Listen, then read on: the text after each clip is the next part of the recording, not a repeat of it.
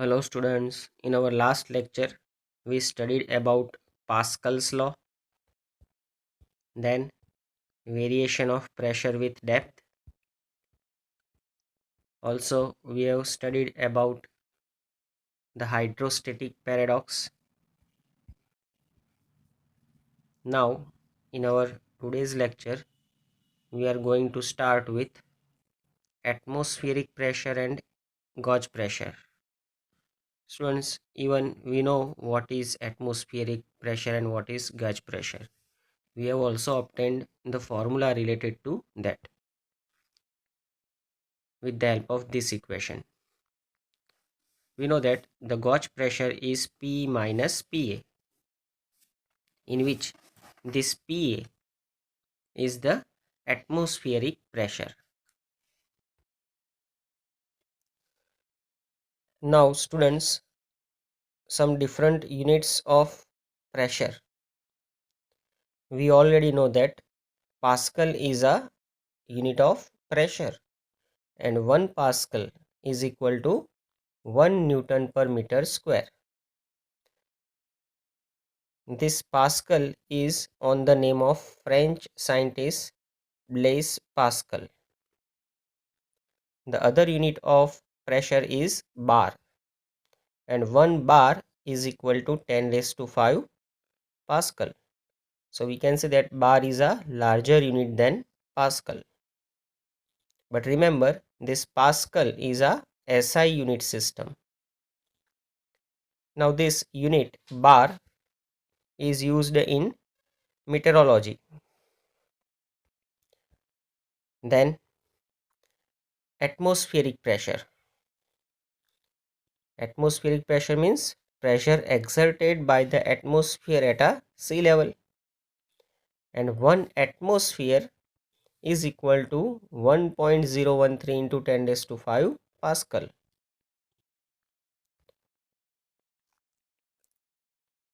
Then the next unit is torr, and 1 torr is equal to 133 Pascal.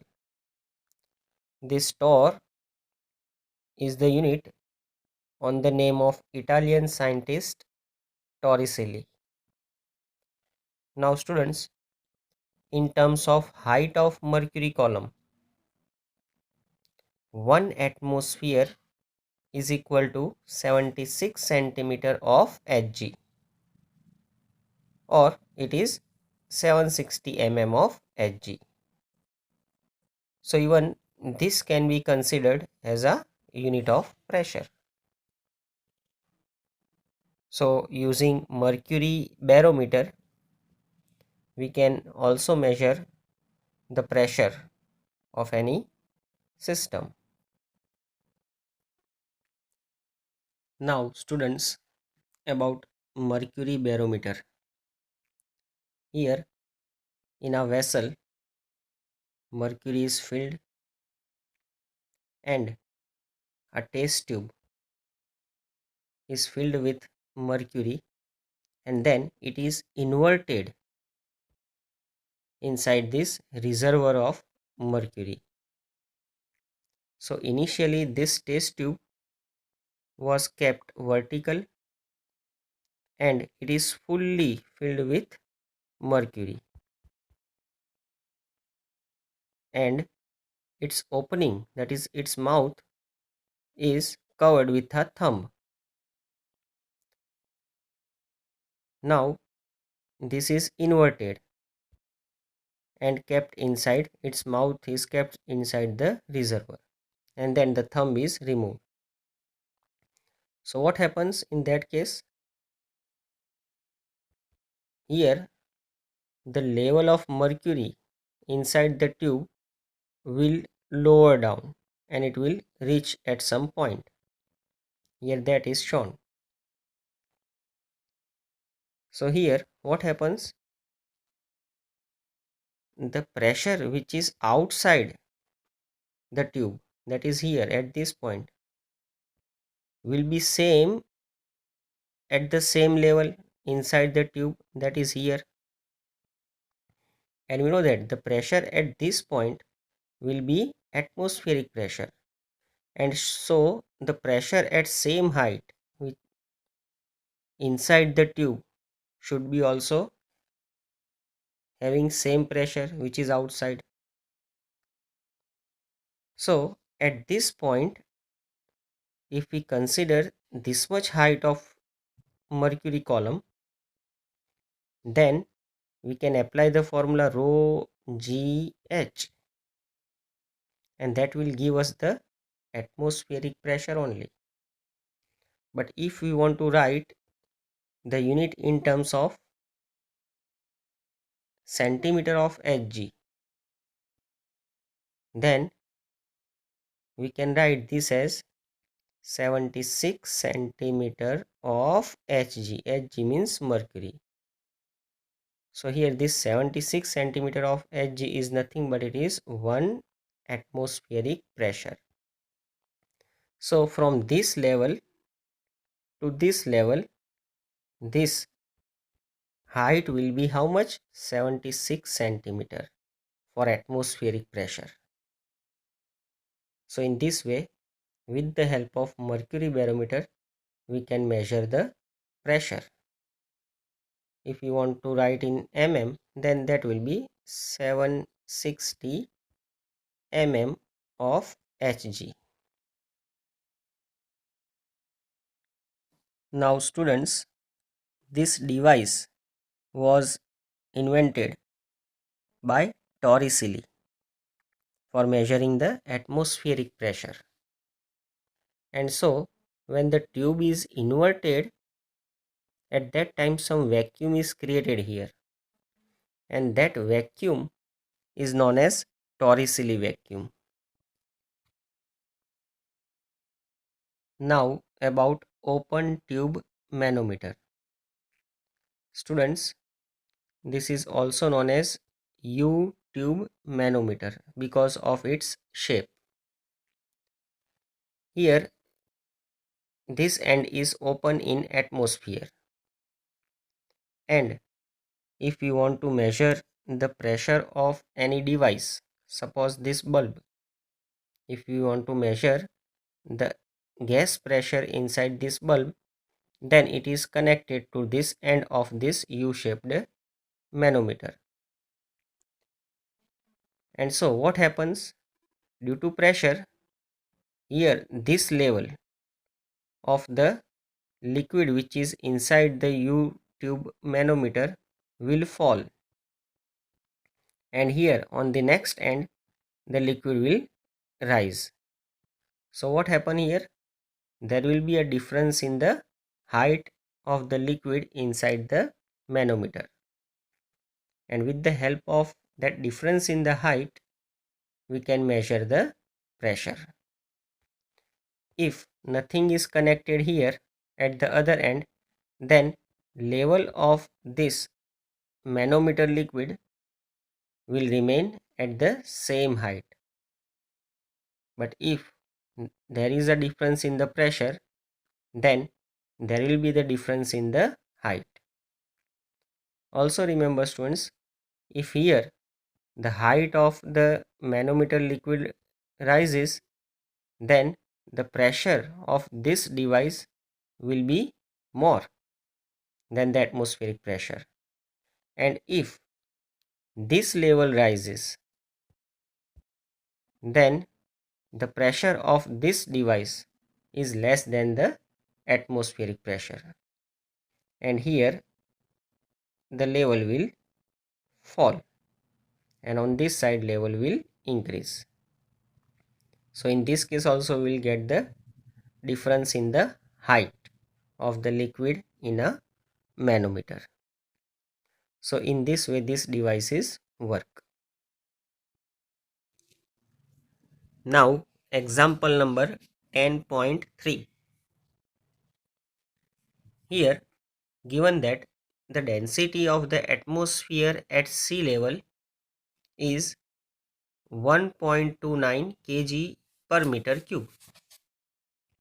So this is the density of atmosphere at the sea level, that is near the surface of the sea. Now assuming that this density does not change with altitude, that means with height. Suppose this is the sea level, and at the surface the density is rho, and suppose from the sea level if we move in the upward direction, vertically upward direction, then this density does not change, that we have to assume. Actually density changes with height, but here we have to assume that this density does not change with this altitude h. Then in that case we have to find the extension of atmosphere above sea level, means up to what height will be the atmosphere exist. So that height is to be obtained. Now students, we know that pressure P is equal to rho g h. So here we have written that atmospheric pressure is rho g h.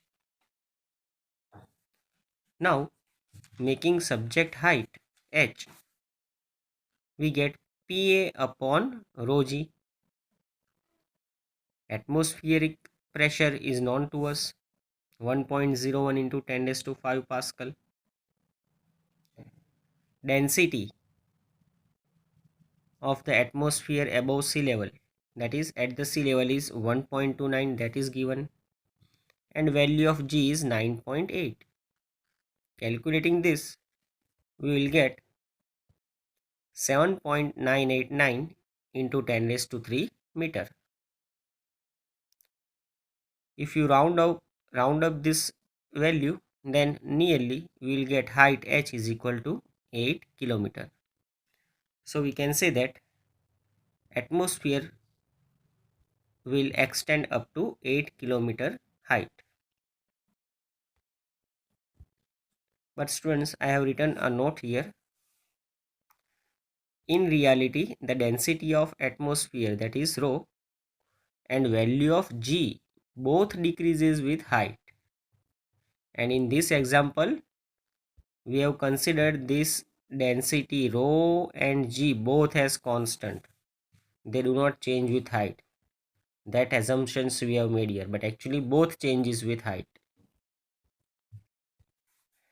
The atmospheric pressure at sea level is 760 mm of Hg. Decrease in the Hg level by 10 mm or more is a sign of approaching storm. So students, here this unit is given in terms of mm of Hg, that is level of mercury. For measuring the pressure, mercury barometer is used. So if we are using the mercury barometer and if we are measuring the atmospheric pressure, then normal atmospheric pressure should be 760 mm of Hg using mercury barometer. So if this value changes by even 10 mm, then this is a sign of approaching storm. So remember, if the atmospheric pressure increases or decreases, then there is a chance of storm with heavy rain.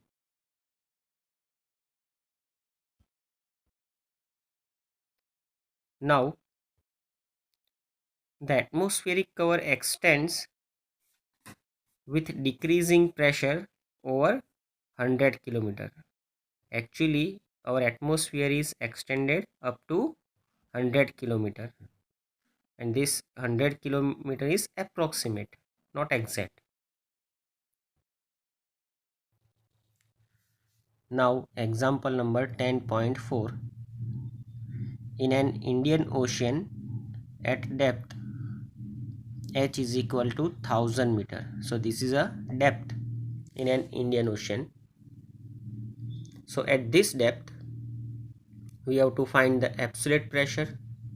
Symbol is P.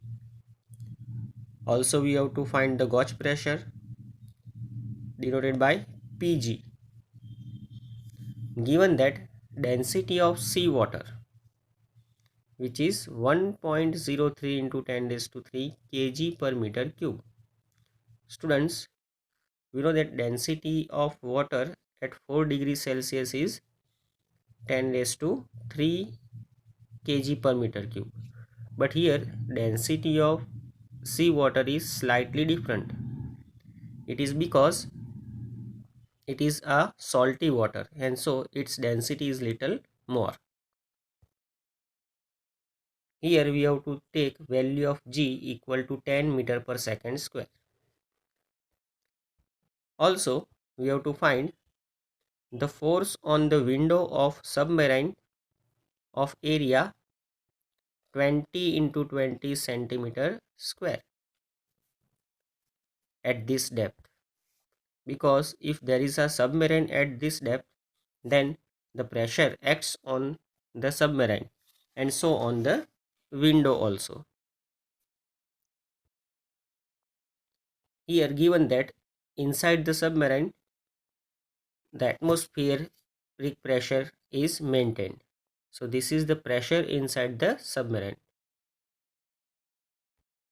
Now we will start with B, that is first we are going to find the gauge pressure and then we will find the absolute pressure. Now students, we know that gauge pressure is P minus PA, which is equal to rho GH. Now density of seawater is given, value of G is also given, and depth is also given. So just put that values, calculate it, you will get 103 into 10 raised to 5 Pascal, and this is nothing but nearly equal to 103 atmosphere. Now we will find absolute pressure. Students, we know that absolute pressure is PA plus rho GH. PA is atmospheric pressure and rho GH is nothing but it is gauge pressure. You can see here in B. Atmospheric pressure is 1.01 into 10 raised to 5 plus gauge pressure we obtained 103 into 10 raised to 5 Pascal. So simply add this to 10 raised to 5 is common in both. So 103 plus 1.01 is 104.01 into 10 raised to 5 Pascal. And this is approximately equal to 104 atmosphere. Now pressure outside the submarine is absolute pressure P is equal to PA plus rho GH, that is atmospheric pressure plus pressure due to depth. Also pressure inside the submarine is PA, that is given, and so net pressure acting on the window is equal to outside pressure, that is this, minus inside pressure, that is this. And so P minus PA, outside pressure minus inside pressure. So we will get this value, that is this minus PA, that is simply equal to rho GH, which is nothing but it is gauge pressure, because you know that P minus PA it is PG only. Now to find the force acting on the window, we will use this formula, that pressure is force per unit area. From that we will make the subject F. So F is equal to PG into A.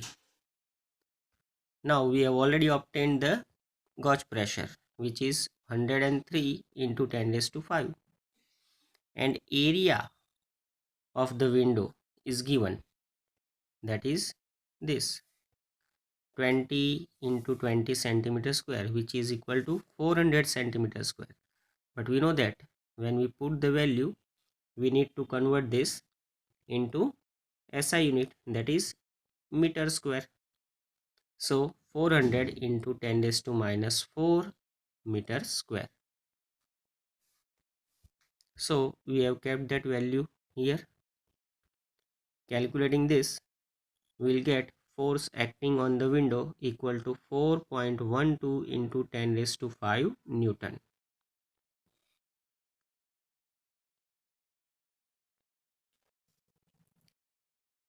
Now our next topic is 10.2.4 hydraulic machines. Students, how hydraulic machines work, that is explained here. Here you can see in this figure that there is a horizontal cylinder, that is this, with a piston and 3 vertical tubes at different points. So here this is a piston and these are the vertical tubes connected with this horizontal cylinder. Now the pressure in the horizontal cylinder is indicated by the height of the liquid column in the vertical tubes, which is same in all. So what is the pressure here inside this tube? So that is dependent on the height of the liquid in these vertical tubes. And we know that according to hydrostatic paradox, this level of liquid will be same in all the vertical tubes. So from this height we can find the pressure on this horizontal tube. Now if the piston is pushed, that means if the force is applied at this point, this piston will push inside, and so the pressure on the cylinder increases, which in turn give rise to the fluid level at equal heights in each tube. That means when this piston is pushed inside by applying force, what will happen? The piston will move, and so pressure will increase, and that increase in the pressure is indicated by once again increase in the height of this fluid level inside these vertical containers. And students, we know that pressure is force per unit area. So here force is applied and the cross section area of the piston is suppose A. So force per unit area is nothing but that is pressure.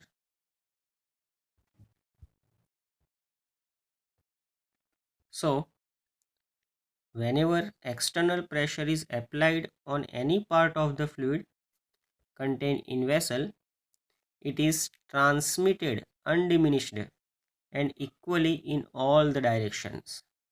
So here what we have done, we have applied the force on this cross section area. So here pressure is increased and that pressure will distribute in all the parts and it is equal. So pressure is transmitted equally, and that is nothing but it is a Pascal's law. So students, this is another form of the Pascal's law and it has many applications in daily life. A number of devices such as hydraulic lift, hydraulic brakes are based on the Pascal's law. Students, you might have seen the cranes which lift the heavy loads. Even in our vehicle, the brakes works on a hydraulic system. The brakes of four-wheelers generally, car or truck, they are dependent on this concept.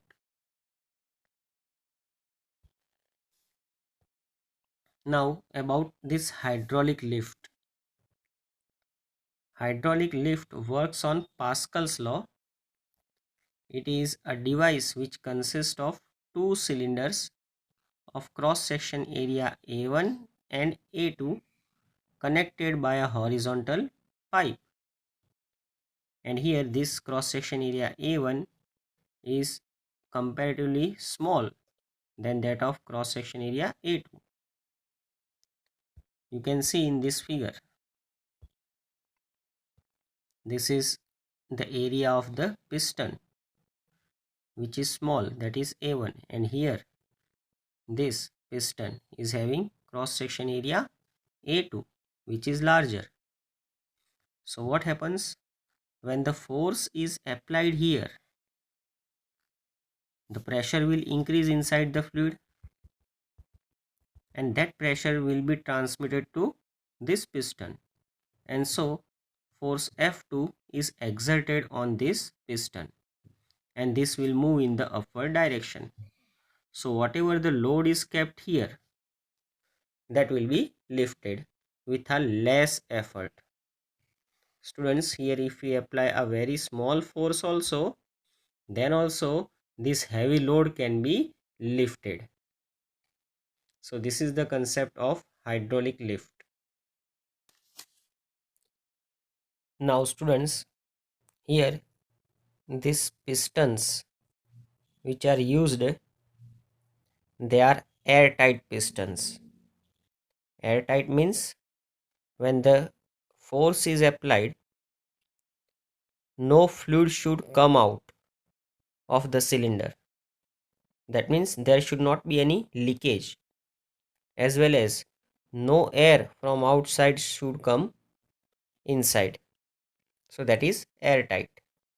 In short, leakage proof.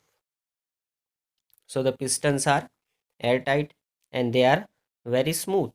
Smooth means when the force is applied, they must easily slide inside, and even when the force is exerted here, this piston should easily move in the upward direction. Now this fluid inside the cylinders is used for transmitting pressure from one end to the other end. Now students, suppose the force F1 is applied on the piston with cross section area A. Force F1 is applied to the piston of cross section area A, and so the pressure produced is given by force per unit area. Pressure P is force per unit area, so F1 upon A1. Due to this, what happens here? This force will produce on this cross section area, because the pressure which is produced here, that is same throughout the cylinder. So that pressure will act here on this side, and so as the pressure is same, we can write pressure P on the second piston is equal to F2 upon A2. So we can compare both these equations. As the pressure is same, F1 upon A1 should be equal to F2 upon A2, and so I have written this. Now if we want to find the force acting on this larger piston, then we will make the subject F2. So F2 is equal to F1 into A1 upon A2. So here you can see in figure that cross section area of this piston is quite smaller than the cross section area of this piston. That is, A1 is comparatively smaller than A2, and so force acting on second piston, that is F2, will be quite larger than the force F1 which is applied. So here the force F1 is the applied force, which is small, and here the force which is exerted on this piston will be comparatively large. So students, I hope you understood this, that with less amount of force, large force can be created.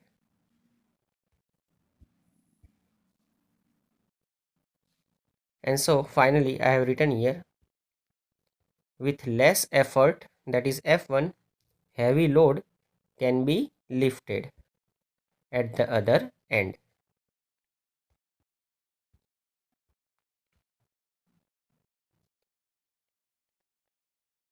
Now example number 10.5.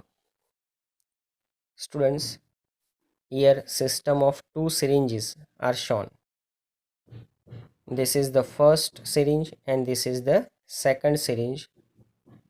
Needles are removed from these syringes and a pipe is fitted so that pipe connects both the syringes.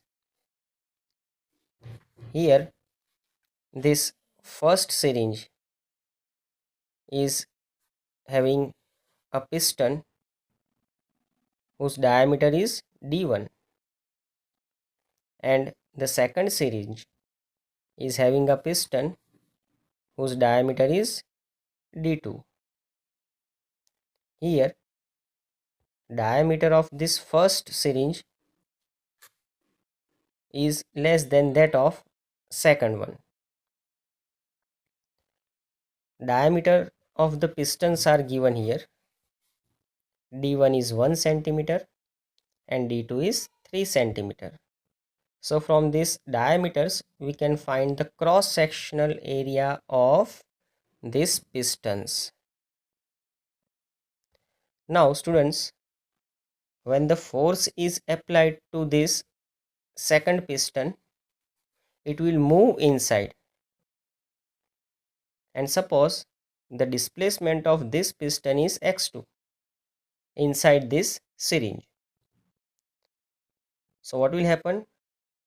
A pressure is created inside this syringe, and that pressure will be transmitted to the second syringe, and so the piston of second syringe will move outward. We know that the pressure will remain same, and that pressure is transmitted undiminishedly throughout the fluid. So now here the piston of this first syringe will move outward. Suppose it displaces by x1, and the force in the outward direction is F1. So students, these are the given condition. Force F1 is given to us, which is 10 Newton. We need to find force F2, that is this. Also displacement x1 is given 6 centimeter. We want to find displacement x2. Now we know that F2 upon F1 is equal to A2 upon A1 according to Pascal's law. Now students, we know that area, cross section area, is circular, and so A is equal to pi r square. Here pi is constant and radius is half of diameter, so we have written d by 2 in place of r. Now students, it is clear from this that if we remove this constant pi and this 2, then area is directly proportional to square of diameter.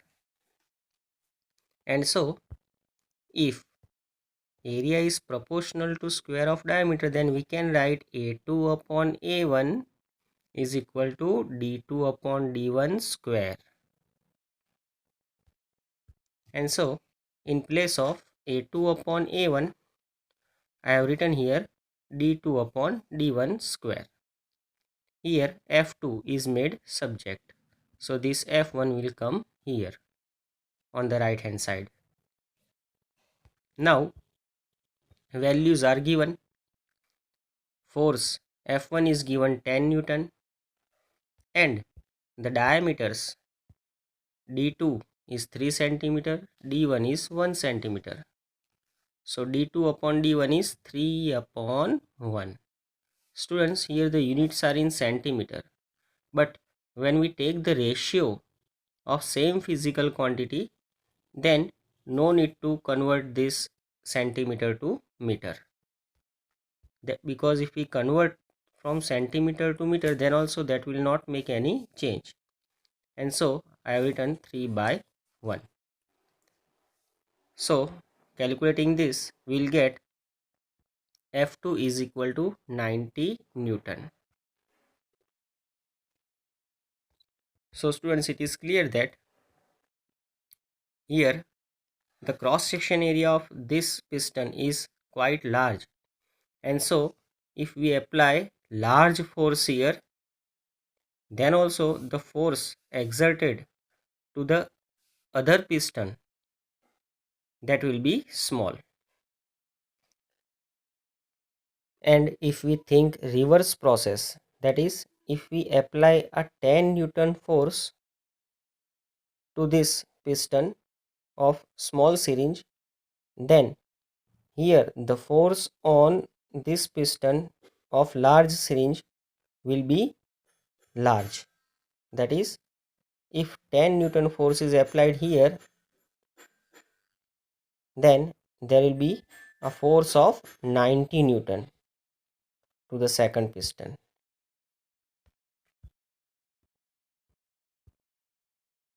Now when the piston 2 is pushed in, piston 1 will move out. Therefore, decrease in the volume of water in second piston is equal to the increase in the volume of first piston. Students, as I said earlier, when this piston of second syringe is moved inside, what will happen? The volume of water inside it will decrease, and that decrease in the volume is equal to the increase in the volume of this first syringe. So volume remains constant. So here we will consider that concept, that V2 is equal to V1. But what is volume? Volume is area into displacement. So A2x2 is equal to A1x1.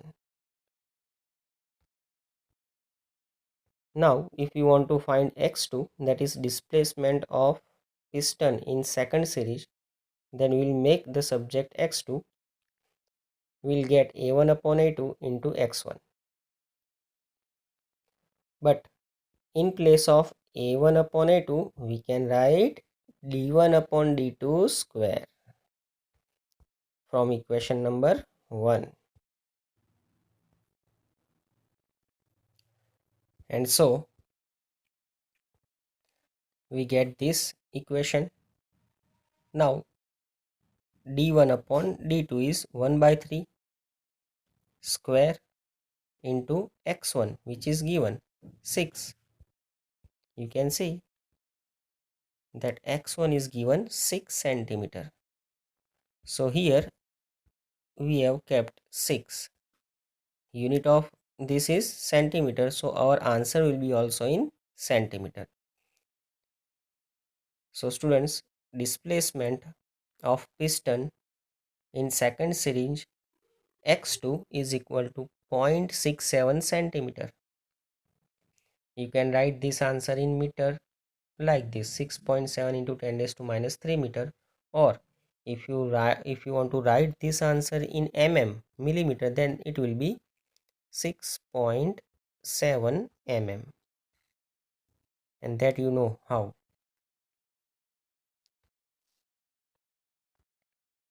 Now example number 10.6. Given that in a car lift, compressed air is used for transmitting the pressure. So students, here we can consider this figure. We have to lift a car. So car lift compressor works in this way. And here inside this cylinder, what is used? Air is used. Air is a fluid.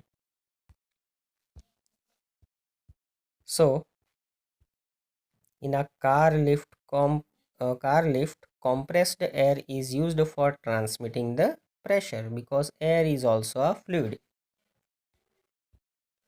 Given R1 and R2. This R1 and R2 are the cross section areas of the pistons. G is 9.8. Mass of the car which is to be lifted is given. Capital M is equal to 1350 kg. And so if mass is given, its weight will be mg. And this weight has to be lifted. So force is F2 here. Once again, if I want to lift this car having weight mg, so what force is required? Force equal to weight should be required. So here force F2 is nothing but it is weight.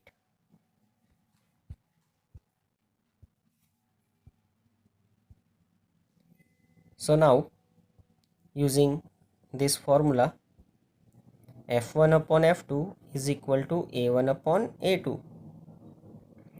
We want to find here force applied. So make the subject F1. We will get A1 upon A2 into F2. Now we know that area is directly proportional to R square. So in place of A1 upon A2, we can write R1 upon R2 square. And what is F2? It is mg. F2 is nothing but it is weight of the car. Now simply put the values which are given. Here this radius are given in centimeter. But as we are taking here ratio of the radius, no need to convert this centimeter to meter. So 5 upon 15, where 5 is R1 and 15 is R2. Square M is 1350 and G is 9.8. So after calculating this, we will get 1470 Newton. This 1470 Newton can be written as 1.5 into 10 raised to 3 Newton. So force required to lift the car is nearly or approximately 1.5 into 10 raised to 3 Newton. Students, here this 1470 can be written as 1.47 into 10 raised to 3. But this 1.47, if we remove this 7, then here in place of 4 we can write 5. That's why here 1.5 is written. So approximately it is this. If you keep your answer this only, then also it is correct. It is not compulsory that you have to write your answer in this way. Now the air pressure, we have already obtained this force to lift the car, but what is the pressure inside the fluid, that is inside the air? that also we have to find here. So pressure is F1 upon A1. We can also write pressure P1 is equal to F2 upon A2. That will give the same answer. So here P is equal to F1 upon A1 is taken. F1 is calculated already. Area. Now we know that here we are not taking the ratio of the areas. So we have to put the values considering SI unit system. We know that area is pi r square. Value of pi is 3.14 and radius r1 is given 5 centimeters. So 5 into 10 raised to minus 2 meter. So we have converted here in meter square as it is. Now calculating this, we'll get pressure P equal to 1.9 into 10 raised to 5 Pascal. So students, when the force is applied here, the pressure inside the fluid will be this much.